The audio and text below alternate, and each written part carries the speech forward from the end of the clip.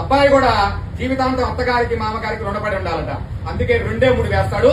ఎందుకంటే వివాహం అంటేనే 2 కుటుంబాల కలయిక, 2 సాంప్రదాయాల కలయిక, 2 మనస్సుల కలయిక, 2 తనవుల కలయిక, 2 గోత్రాల కలయిక.